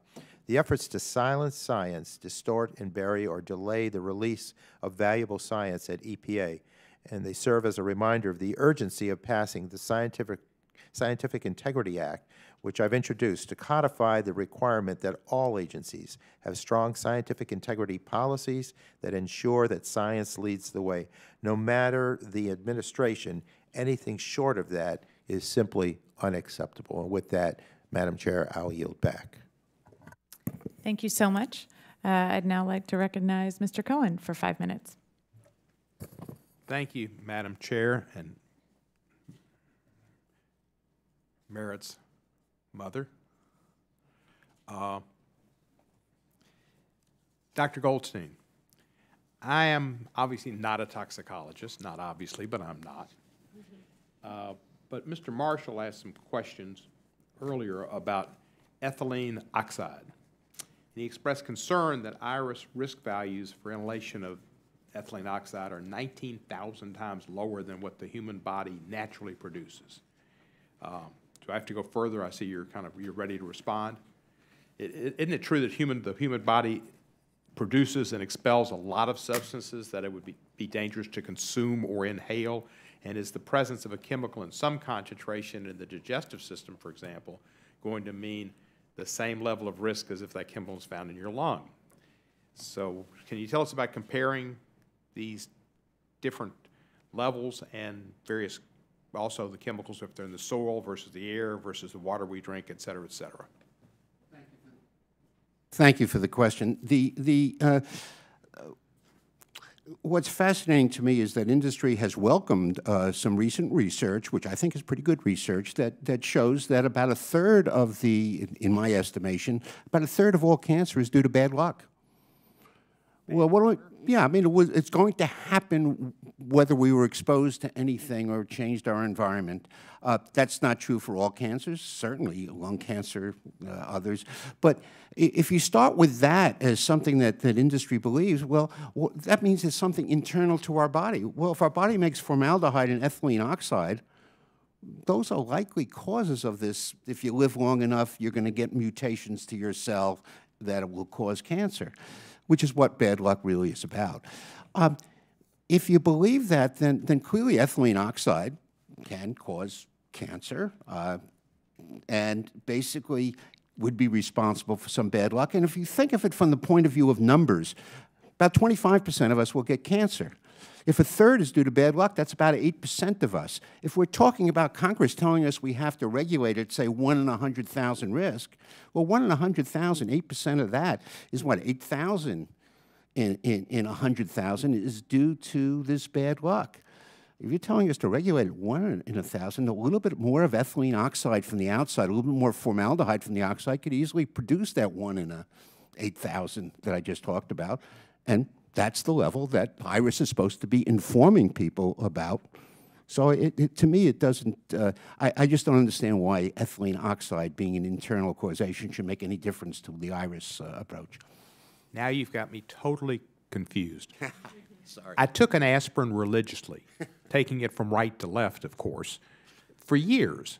And then I read recently that for people that have the ability to remember Bill Mazeroski, that this was a bad thing to do, that it was going to be hazardous to my health. Now you're telling me that cancer is caused by water. So is it what? No, I didn't say that. Well, I'm just thinking, is it kidney stones or is it cancer? Do I have to make a choice? No, please don't make that choice.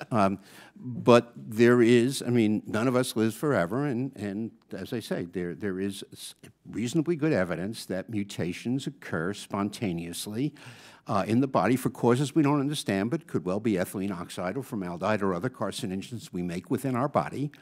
And that these represent, as I say, it's only a third of cancer, so 2/3 are out there ready to be prevented. But if it's a third, that's still in relationship to the 1 in 100,000 risk, which isn't Iris's choice. That's, if you will, your choice. That's the level of protection that the country wants. It's a very big number. Let me ask you this. You worked at EPA when President Reagan was in office. Is that correct? Correct.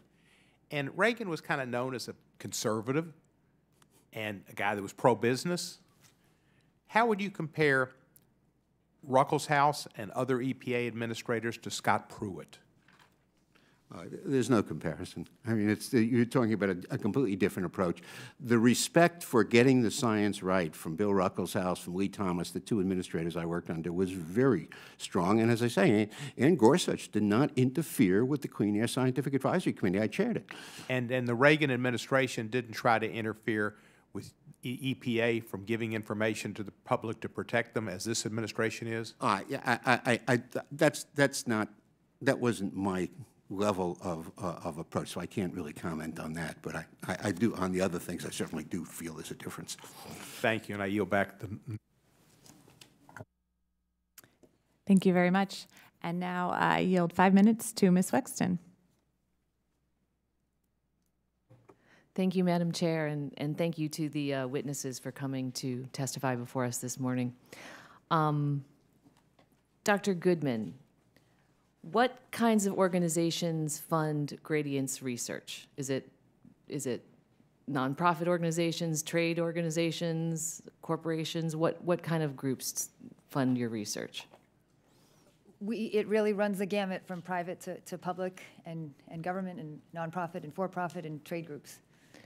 Okay, and some of the groups that you've done work for include the National Marine Manufacturers Association. Remember doing some work for them? I believe so, yes. The Styrene Information and Resource Center? Yes. The Formaldehyde Council? I don't remember, but it's possible. Okay. BPA Global Group? Yes. The American Petroleum Institute? Yes. ExxonMobil? Yes. The American Chemistry Council? Yes. Okay.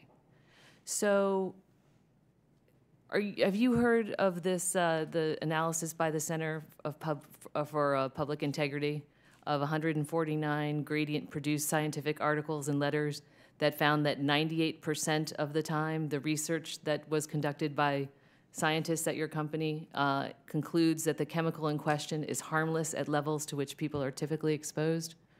Are you aware of that study? I'm familiar with that article. I haven't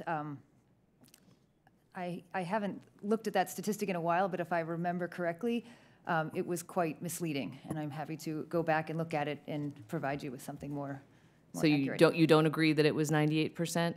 No, I do not. Okay. So can you then give me an example of a time during your research at Gradient that you came to conclude that the exposure threshold for a particular chemical should actually be lower than an existing standard would suggest? I don't know. I can't think of, not everything I do has to do with standards and whether the standard should be lower or higher. But I'm certainly, the first thing that comes to mind was when I was doing an evaluation of a chemical in a toy and basically coming to the conclusion that there was a possible toxic effect for children playing with a toy. So that's just the one off the top of my head. So was that a specific level that you came to conclude should be lower than what it was at the time?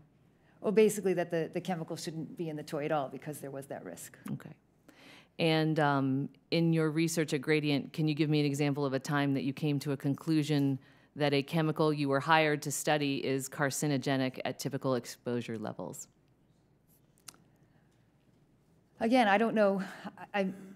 the types of things we do range from hazard assessment to risk assessment, so it's not always about, you know, common uses and what people are typically exposed to. But I'm actually, you know, this isn't cancer, but I'm thinking now, I actually have, in the published literature, and actually some of this work was funded by the American Petroleum Institute, as you mentioned, and some by actually the Texas Commission on Environmental Quality, which is a government agency, where we look at air pollutants and risks of asthma and some other respiratory effects, and we did find that there was an increased risk for certain effects. So, and again, I'm happy to give you a list of that if you... And was that research that you specifically participated in at Gradient, or just peer-reviewed articles in scholarly journals that you have read? It was research. I'm not exactly sure what the question is. It was some of it. We've done some original research where we actually look at air pollution data and health outcomes, and then we've done systematic reviews, like we're talking about here today, where we looked at all the published studies and said what it came to together. And all of that work has been published in the peer-reviewed literature. And have you ever worked on a study for Gradient where the client proposed their own conclusion, that is, what they were hoping that the data would show? Not that I can think of, and in the end, it doesn't matter. I mean, we get hired to do independent scientific analyses and conduct them with rigor and transparency and adhere to the highest scientific principles. And Dr. Goldstein, in your testimony, you indicated that you have some extensive knowledge or experience working with industry. And based on your knowledge of industry-supported science, how frequently are results found that contradict the business interests of the company or trade group that's funding the research? And if you could answer quickly, the gentlewoman's I will say, not that unusually internally. I mean, that's the role of internal scientists at industry, is to keep them out of trouble by having them not do the wrong thing. So that's not uncommon. Okay. How much it gets public is another story, right? Thank you very much. I yield back. Thank you. And now I believe the ranking member, Mr. Norman, has a question he would like to add, so I yield 1 minute to him. Thank you, Chairwoman Cheryl. Just to kind of follow up with this conversation we've been having. I mean, Dr. Goodman, you're independent. And I think Dr. Goldstein was mentioning, as independent contractors, if you will, you may cherry pick different things to have a desired outcome. Of all the companies you've had, have you had anybody put pressure on you to come up with an outcome that may or may not be what they wanted? The answer to that is no. Again, I get hired to do independent analyses, but I think this whole idea of systematic review and transparency, that's kind of the whole point. That is the work I do. I use a protocol, we do it systematically, and everything is transparent. So the idea is anyone can see the methods we use, the judgments that were made. Well, and I'm in the private arena, and we hire a lot of consultants. From liability reasons alone, it would not make sense for us to put any pressure, or any business. We want to be protected, as I think Dr. Goldstein mentioned. We want to be protected. And the easiest way to invite a lawsuit is to try to have a desired outcome, which is not the end result. The media portrays that, but it's just in real life, in the real world, that's not how it works. Thank you so much. I yield back. Thank you to the ranking member. Before we bring this hearing to a close, I want to thank our witnesses for testifying before the committee today. The record will remain open for 2 weeks for additional statements from the members and for any additional questions the committee may ask of the witnesses. The witnesses are excused, and the hearing is now adjourned. Thank you. Good job. Thank you. Hey, where would you have gone?